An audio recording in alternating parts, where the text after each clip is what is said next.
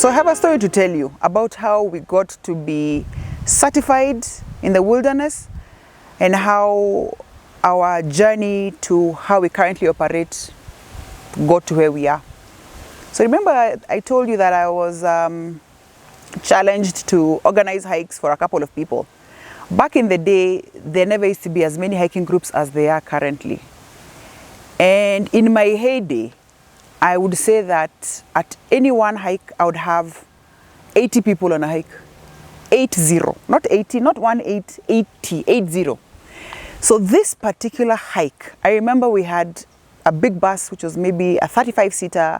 We had people who had driven, and we were possibly about 70 people. And we're in the southern part of Naivasha. So the hike began. There was no real protocol around how people should conduct themselves during the hike. And some of this information I got later. I later learned that there was a hiker who actually got electrocuted at the beginning of the hike as I was giving the briefing. He leaned too much into the fence, he got zapped and he fell, he stood up, and then we continued, but I didn't know anything about that. Later on, as we were making our way, I'm telling you we're about 70 people, and I was at the back. I hear people calling my name, Wandia, Wandia, Wandia. There's something which has happened. Then, it's like broken telephone. Then eventually I hear them saying somebody has broken their leg. So I am looking at the people that I'm working with and I'm asking myself, why are they calling me? How do they know what to do? I have got no experience about anything, first aid. But anyway, because I was being called and I'm the one who, was the leader, I made my way to the front. And this is how God was present. I had 2 medical doctors and 2 paramedics on that particular trip, and they had their kits with them. They had their syringes, they had their medication, they had everything. So I get there and I find that indeed this person has broken their leg and I am clueless about what to do.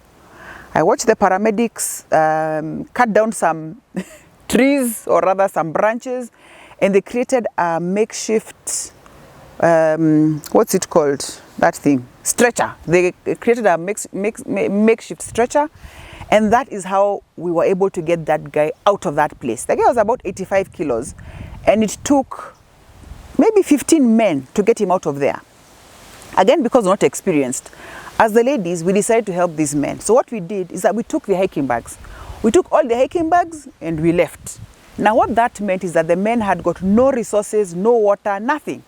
And we went, and they're struggling to get to get this guy out of the ravine. That is the trip that changed my outlook on what the outdoors is and how dangerous it is.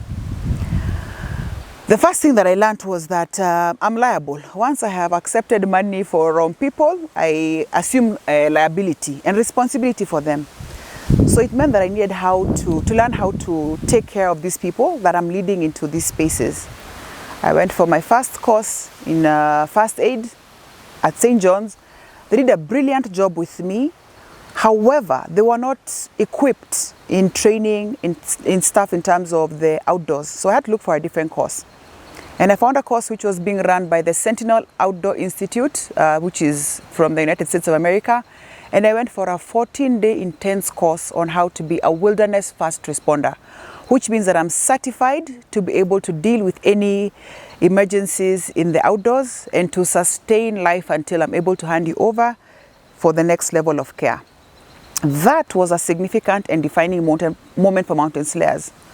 Never again have I gone for a trip with 80 people without necessary resources, number 1. 2, I'm also very cautious about the environment that you're hiking in. Of course, the larger number of groups that you're hiking with, the more damage you do to the environment.